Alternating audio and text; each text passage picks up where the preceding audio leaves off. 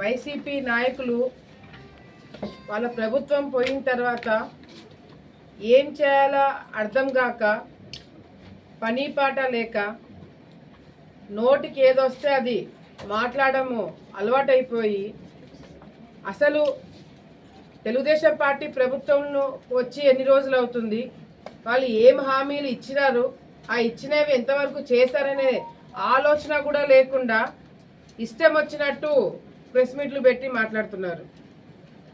మరి ఈరోజు సూపర్ 6 చేయాలా, ఇంప్లిమెంట్ చేయాలా అని చెప్పి మొత్తుకుంటున్నారు. వీళ్ళకి కళ్ళు ఉండి కనిపించట్లేదా లేదా నిద్రపోయి మాట్లాడుతున్నారా అనేది కూడా ఒకసారి ప్రజలందరూ కూడా ఆలోచించాలా. ప్రభుత్వం వచ్చి ఎన్ని నెలలు అవుతుంది, మేము ఇచ్చిన హామీలు సూపర్ 6 అందులో ఏదైతే పెన్షన్లు గతంలో కన్నా పెంచినామా లేదా అనేది ప్రజలకి తెలుసు, పంచే వాళ్ళకి తెలుసు, తీసుకున్న వాళ్ళకి తెలుసు, ప్రభుత్వంలో నుంచి డబ్బులు వచ్చే వాళ్ళు మాకు తెలుసు. మీరు కేవలము డైవర్షన్ పాలిటిక్స్ అలవాటైపోయి అబద్ధాన్ని పదే పదే జరగలేదు అని చెప్తూ మీ కంటికి కూడా ఏవి కనిపించట్లేదు. పెన్షన్లు 4,000 ఇవ్వడము వాస్తవం కాదా? ప్రభుత్వం వచ్చిన వెంటనే మరి వికలాంగులకి 6,000 పెన్షన్ ఇవ్వడము వాస్తవం కాదా? బెడ్ తీసుకొచ్చి అక్కడ టాలెంట్ ఉండి చదువుకున్న పిల్లలకి ఉద్యోగాలు ఇప్పించే కార్యక్రమము ప్రతి నెల జరుగుతుంది ఈ ప్రభుత్వం వచ్చిన తర్వాత.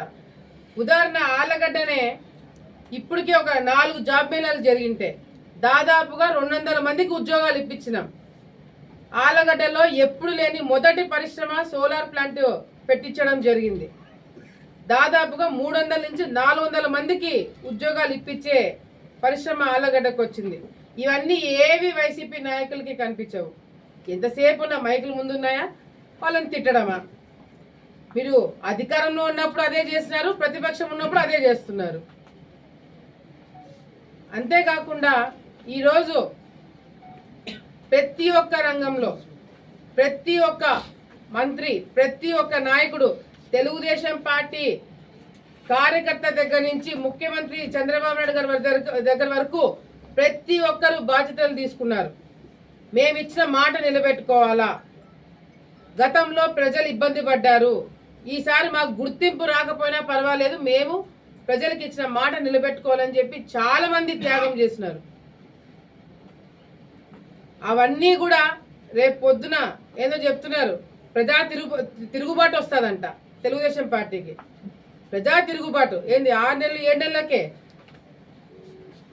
మేం చేసిన అభివృద్ధి కార్యక్రమాలలో మీరు 1% 6 నెలల్లో చేయలేకపోయినారు. కానీ మేము చేయలేనిది ఒకటి ఉంది, మీరు చేసింది. 6 నెలల్లో మీరు పెట్టే కేసులు మేము పెట్టలేకపోయినాం, మీరు పెట్టే ఇబ్బందులు మేము పెట్టలేకపోయినాం. అదైతే వాస్తవం. రాష్ట్రాన్ని 6 నెలలకే మీరు వచ్చిన మొదటి రోజు నుంచి అల్లకల్లోలం, ప్రజావేదిక కూల్చేయడం దగ్గర నుంచి, కేసులు పెట్టే దగ్గర నుంచి మీ పతనం ఎప్పుడు మొదలైందంటే ఎప్పుడైతే మీరు లిమిట్ క్రాస్ చేసి చంద్రబాబు నాయుడు గారి మీద అరెస్ట్ చేశారో అప్పుడు మీ పతనం మొదలైంది. విదేశీ విద్య అని చెప్పి జగన్మోహన్ రెడ్డి గారు గత 5 సంవత్సరాల్లో ఎంతమంది విద్యార్థులని విదేశాలకు పంపించినారు? అసలు మీరు తీసుకున్న నిర్ణయం వల్ల ఎంతమంది మధ్యలోనే చదువు వదిలేసుకొని మళ్ళీ తిరిగి రావాల్సిన పరిస్థితులు ఏర్పాటు పడ్డాయని కూడా ఈరోజు వైసీపీ వాళ్ళకి తెలియకుండా పోతుంది. ఈరోజు వైసీపీ నాయకులు కేవలము కక్ష సాధించే రాజకీయాలు, తప్పుడు కేసులు పెట్టి తెలుగుదేశం పార్టీ నాయకుల్ని ఇబ్బంది పెట్టే కార్యక్రమాలు, ప్రజలని భయభ్రాంతులకు గురి చేసి కంట్రోల్లో పెట్టే రాజకీయాలు చేశారే తప్ప ఎక్కడైనా గ్రామాలలో రోడ్లు వేసిన దాఖలాలు ఉన్నాయా? ఒక బల్బు ఏడైనా పెట్టించే దాఖలాలు ఉన్నాయా? ఒక బిల్డింగ్ ఏడైనా కట్టించినారా? ఎంతసేపు ఉన్నా వాళ్ళ మీద కేసు పెడదాం, వీళ్ళ మీద కేసు పెడదాం. ఓ లోకేష్ అన్న గారు మరి యువగలం చేస్తున్నారంటే ఆయన మీద కేసులు వేద్దాం, ఆయనతో పాటు నడిచే వాళ్ళ మీద కేసులు వేద్దాం. ఎట్లా ఇబ్బందులు పెట్టాలో దీని మీద పెట్ట దృష్టి ప్రజల మీద పెట్టలేకపోయినారు. ఈరోజు మీరు ప్రతిపక్షానికి కూడా పనికిరారని చెప్పి మిమ్మల్ని ఒక మూలను కూర్చోబెట్టింది ఈ రాష్ట్ర ప్రజలు. అంతేకాకుండా ఈరోజు లోకేష్ అన్న గారు ఆలోచన విధానం, ఈ రాష్ట్రంలో ఉన్న యువత ఉద్యోగాలు రావాలి, చదువుకున్న పిల్లలు చాలా మంది మన రాష్ట్రంలో ఉన్నారు, కానీ ఉద్యోగాలు లేక ఇబ్బందులు పడుతున్నారని చెప్పి ఈ ప్రభుత్వం వచ్చిన వెంటనే ఎవరికి ఉద్యోగాలు ఇచ్చారని చెప్పి మొత్తుకుంటున్నారు. పిచ్చిబట్టి తిరుగుతున్నారు వైసీపీ నాయకులు. ప్రతి నెల జాబ్ మేళా కండక్ట్ చేసి కంపెనీలని ఇవ్వడము వాస్తవం కాదా? మరి అదే కాకుండా గ్యాస్ సిలిండర్లు ఏదైతే చంద్రబాబు నాయుడు గారు గత ప్రభుత్వంలో ఆడవాళ్ళు చాలా ఇబ్బందులు పడ్డారు, రేట్లన్నీ పెరిగిపోయి కూరగాయల రేట్లు, సరుకులు, కరెంటు బిల్లు ఇవన్నీ కూడా పెరగడంతో సామాన్య ప్రజలు ఇబ్బందులు పడుతున్నారని చెప్పి సంవత్సరానికి 3 గ్యాస్ సిలిండర్లు ఉచితంగా ఇస్తానని చెప్పి మాట ఇచ్చిన ఆ మాట నిలబెట్టుకొని మా ప్రభుత్వం రాగానే మరి గ్యాస్ సిలిండర్లు ఇవ్వడం వాస్తవం కాదా? ఇవన్నీ ఏది కూడా వైసీపీ నాయకులకి కనిపించట్లేదా అనేది కూడా ఈరోజు మాకు అర్థం కావట్లేదు. ఆ వైసీపీ ఆఫీస్లో ఎవడో ఒకడు ఒక ఆఫీస్లో కూర్చొని ఏదో టైప్ కొట్టి వీళ్ళందరికీ పంపిస్తున్నారు. టైప్ కొట్టింది ఉండేటట్టుగా బాగా చదివి వీళ్ళాడ మార్కులు కొట్టేయాలని చూస్తున్నారు. ఇది తప్ప వైసీపీ నాయకులు ఇంతవరకు గ్రౌండ్లో దిగి అసలు ఏం జరుగుతుంది, ఏమి ఇచ్చినాం అనేది ఎక్కడన్నా చూసినారా? నోటికి ఎంత వస్తే అంత, వాళ్ళ అర్హత కూడా చూసుకోకుండా చంద్రబాబు నాయుడు గారిని, పవన్ కళ్యాణ్ గారిని, లోకేష్ అన్నని ఇష్టం వచ్చినట్టు మాట్లాడుతున్నారు. తెలుగుదేశం పార్టీలో ఇంకా క్రమశిక్షణ ఉంది కాబట్టి ఇంకా మీరు మాట్లాడగలుగుతున్నారు. లేకపోతే మీరు చేసిన దానికి, మాట్లాడేదానికి ఈ పార్టీకి వేరే విధంగా ఉండేది. కానీ ఈరోజు లోకేష్ అన్న గారు గత ప్రభుత్వంకి మనకి, గత పార్టీకి మనకి తేడా ఉండాలి, యువత మంచి దారిలో నడవాలి, ఉద్యోగాలు రావాలి, పరిశ్రమలు రావాలి అని మా అందరినీ చాలా ఉన్నాయి. దావోస్కి వెళ్ళి ఏం చేస్తున్నారు? అసలు మీకు పరిశ్రమ అంటే ఏందో తెలియదు. మీకు జగన్మోహన్ రెడ్డి గారు ముఖ్యమంత్రిగా ఉన్నప్పుడు పరిశ్రమలు ఏందో తెలుసా? చేపలు, కోడ్లు, అవి పీతలు, ఇంకా రాయలసీమలు అవి కూడా ఉండవు. 3 రాజధాని పేరు మీద మీరు విడగొట్టడము, చెడగొట్టడము, కూల్చివేయడాలు, ఇవి తప్ప మీ ప్రభుత్వంలో ఏమైనా చేసినారా? నిన్న మొన్న ఆలగడ్డలో ఎప్పుడు లేని 2 ఆడిముత్యాలు కనపడినారబ్బా. ఇన్ని రోజులు కనపడలా వైసీపీ ఆడిముత్యాలు. ఒకడి ఇంట్లో ప్రెస్ మీట్ పెడతాడు, ఇంకోటి ఇంట్లో ప్రెస్ మీట్ పెడతాడు. ఎవడు ముందు పెట్టాలని వాళ్ళు కొట్లాడుకుంటున్నారు. మీరు చంద్రబాబు నాయుడు గారి గురించి, పవన్ కళ్యాణ్ గారి గురించి, ప్రభుత్వం చేసే కార్యక్రమాల గురించి, అభివృద్ధి గురించి మాట్లాడే అర్హత కూడా మీకు లేదు. మీరు డిబేట్లకు వస్తారా? డిబేట్లకు వచ్చే మొక్కలనా మీవి? ఆలగడ్డలో అవినీతి జరుగుతుందంట, అక్రమాలు జరుగుతున్నాయంట. గతంలో ఎమ్మెల్యేగా పనిచేసిన వాళ్ళ అమ్మ అంగన్వాడీ సెంటర్లలో గుడ్లు తీసుకున్నారు, పాలు తీసుకున్నారు, పశువులకైతే మేత తీసుకున్నారు. మీరు అవినీతి గురించి మాట్లాడుతున్నారా? సిగ్గుచేటు. డిబేట్ అని చెప్పి చాలా ఉత్సాహంగా ఉన్నారు కదా. మీరు ఆలగడ్డలో నేను వచ్చిన అధికారంలో మేము వచ్చిన తర్వాత, నేను ఎమ్మెల్యే అయిన తర్వాత అవినీతి కానీ, అక్రమాలు కానీ ప్రూఫ్లతో, ఆధారాలతో సహా చూపిస్తారంట. నేను డిబేట్కి రెడీ.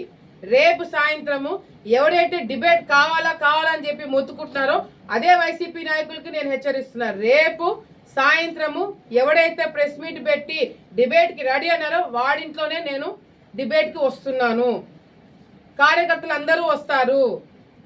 నిజంగంటే నీకు చిత్తశుద్ధి ఉంటే, నిజంగంటే నీ మాట మీద నువ్వు ఉండగలుగుతుంటే వైసీపీ అందరికీ చెప్తున్నా, ఆడొక్కడికే కాదు, ఎక్స్ఎమ్మెల్యేతో సహా ఎవరైతే అవినీతి జరుగుతుంది, ఎమ్మెల్యేలు చాలా అక్రమాలు చేస్తున్నారని చెప్పి మాట్లాడుతున్నారో నేను డిబేట్కి రెడీ.